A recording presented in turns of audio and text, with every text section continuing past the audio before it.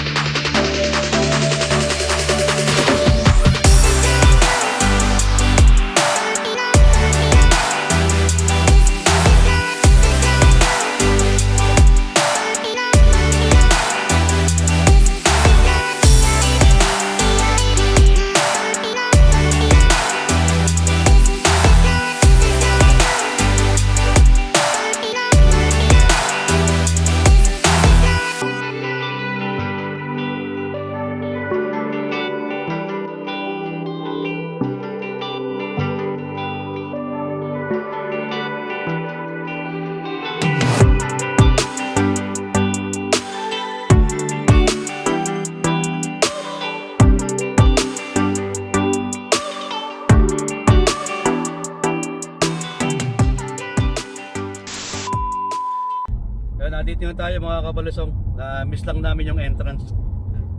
Tagal rin kasi kaya hindi namin nakita agad. Yan, papasok tayo dito.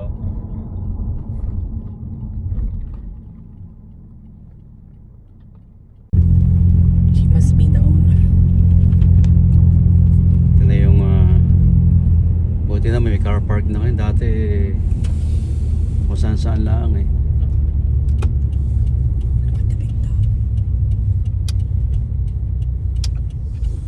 They're not on a leash.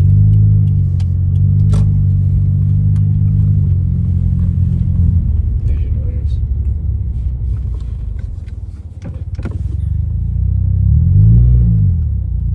Not on a leash, don't get out. Oh my god, there's a bee. Oh my god. That's so cool. It looks scary at night time. Probably.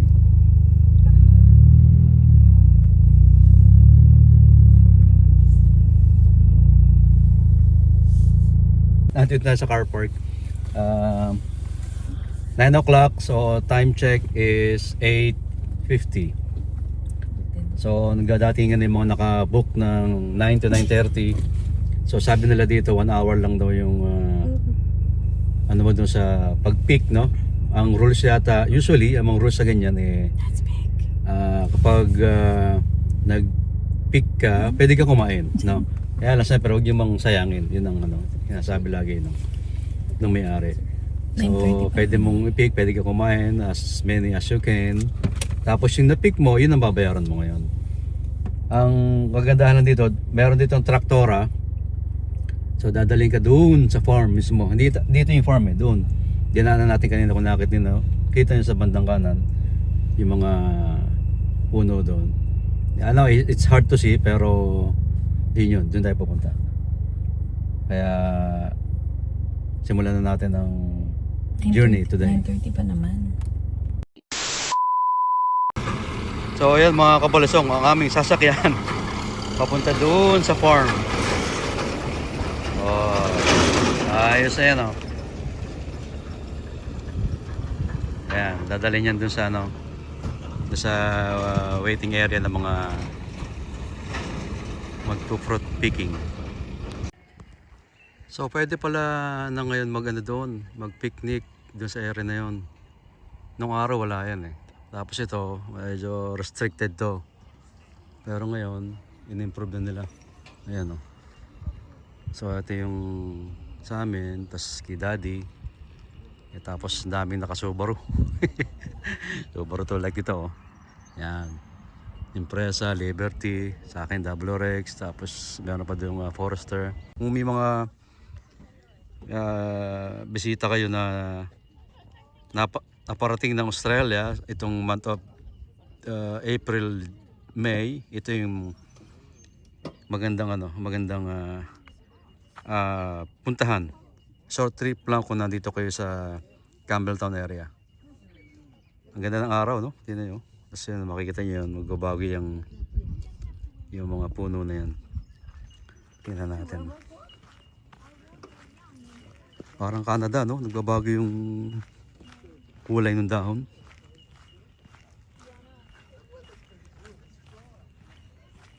Ayan, no? Ang ganda mag-photo ops dito. Tapos yan, no? Yung mga traktoro nakakabalandra na, ready to go. Ayan yung first batch. Yun, no? Yes. Ayos.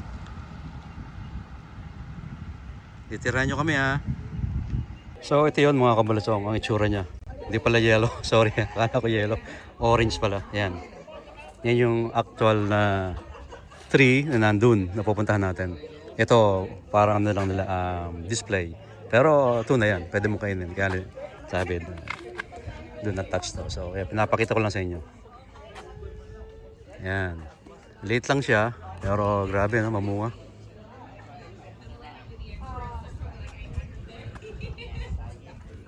Ayan o. Yun, mga ganon. Magandang kainin na yan. Ito medyo may parang may white pa eh.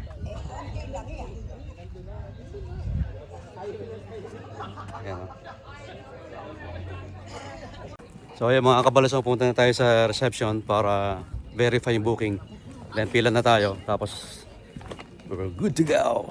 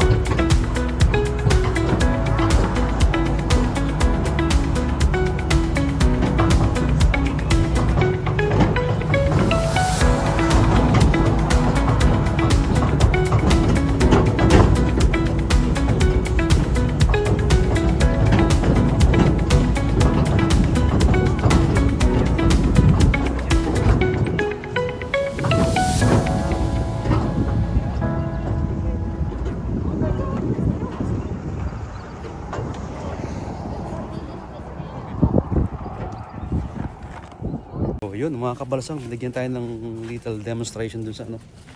At saka nagbigay ng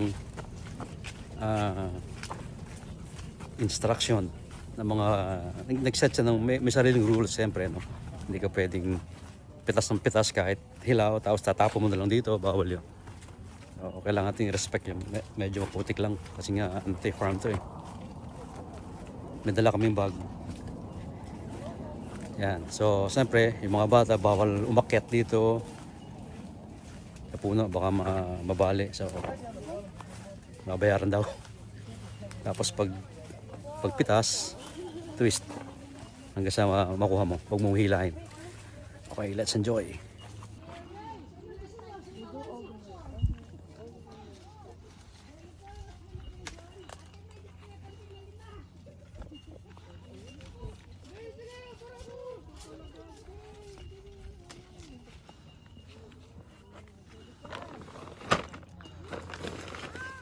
Bigat na, 1 kilo na agad, $10 sa kilo sabi nila.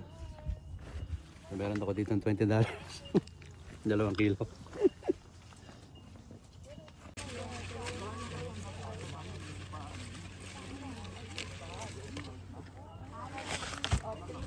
Another one here.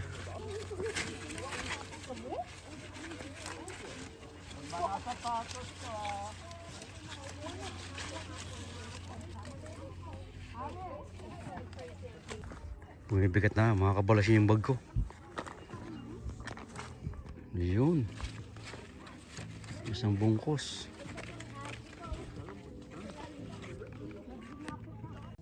Daming mga bunga, mga kabalasong. Oh. Kita niyo yan? Orange, ang baba talaga pala ng puno nito. Ayan oh.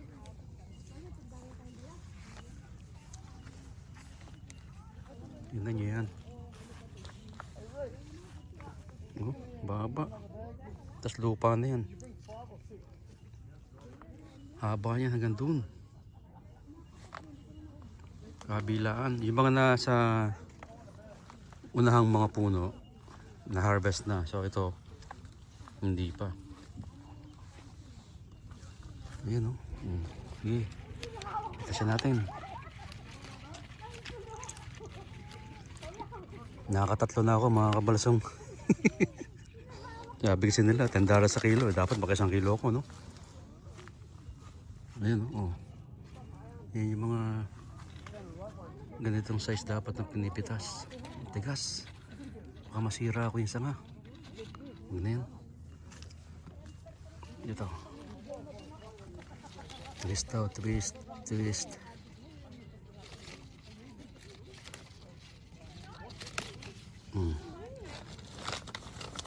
Isa. Malilit lang para mababa yung kilo. Ang tamis. Grabe oh. Ito ready na ito mga to.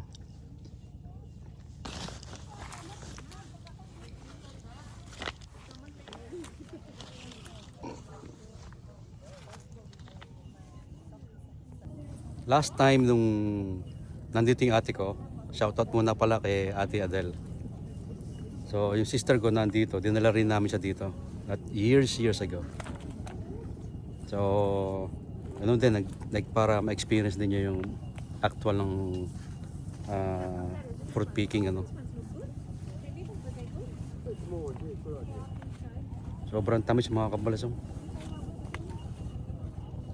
Dami oh. Yan na niya.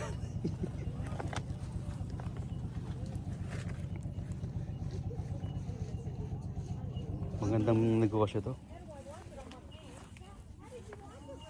Nung araw, di ko pinapansin to. Pero nung natikman ko sa shop, minsan bumili kami, natamisan ako. Tapos nung narinig ko nga na meron palang fruit picking, sakto naman na paparating nga yung ate ko, butik. Sapatos ko. Paparating yung ate ko, dinala namin dito. Maganda sana mga kabalasong ano, na ma-experience mo ganito kumpara dun sa bibili ka na lang sa shop. Walang thrill eh. Para total weekend naman. Kahit yung mga cherry picking, apple picking, ano pa ba, strawberry picking, tapos ito nga persimmon, mabibili mo lahat ito sa shop.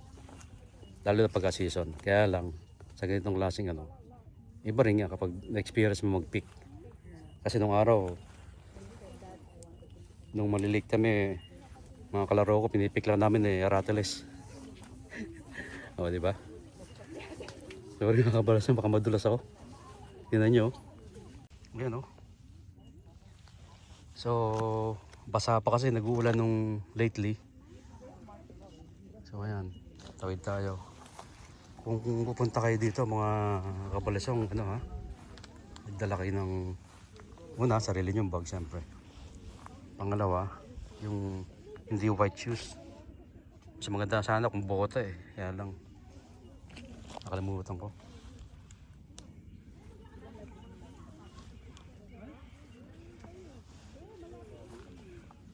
Dami. Ikot talaga saan ako dadaan. Ikot tayo. Putik. Oh.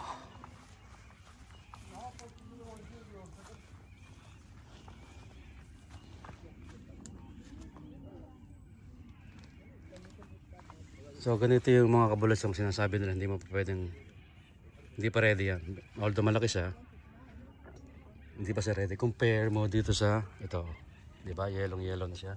O kaya hanap tayo ng lagay yan. Ayan ganyan. Yan, ready na yung mga yan. Ready to pick na yan. O ayan Nakita niyo mga kabulas yung difference Itong isa talagang orange na. Ito para may pagka yellowish pa siya hindi pa siya pwede. Malamang may konting pait pa yan. Pero yung mga ganito matatamis na yan.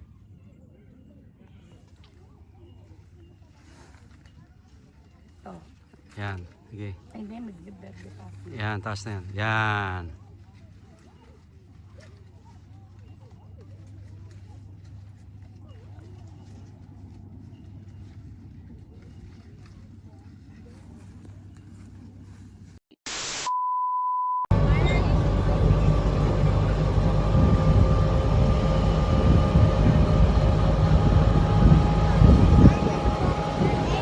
Pupuno yan mga kapalasong kamamaya.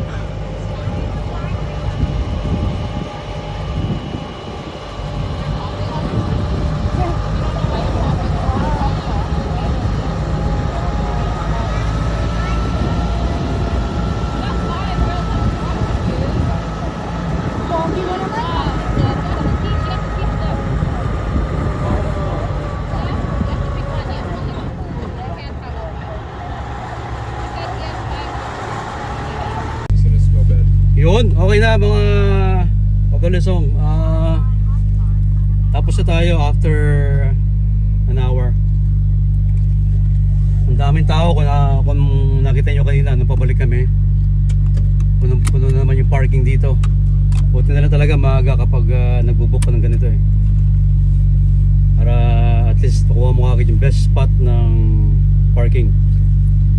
So 1 o'clock lang yata ito o 2. So anong magkano binayara mo? 12.50 right? Per head? Parang ganun yata $12.50 per head. Tapos anong tawag dito? $10 sa kilo. $10 sa kilo. Binayaran namin 160 kasi including na yung mga anong tawag dito?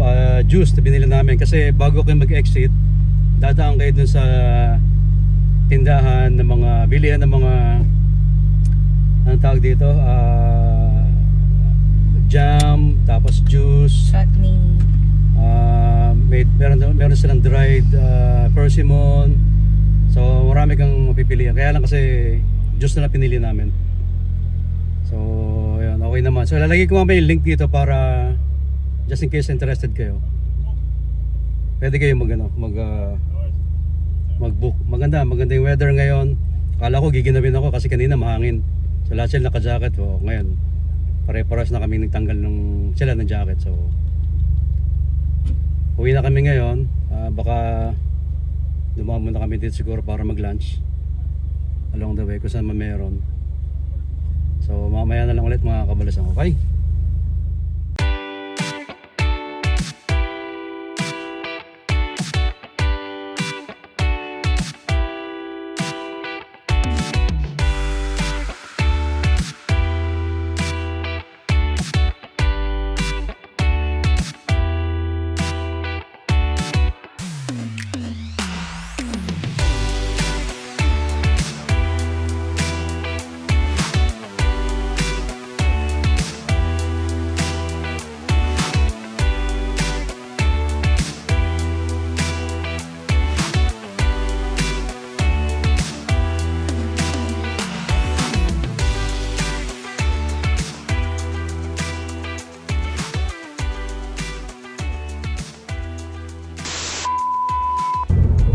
So yun mga kabalasong, malapit na tayo sa bahay.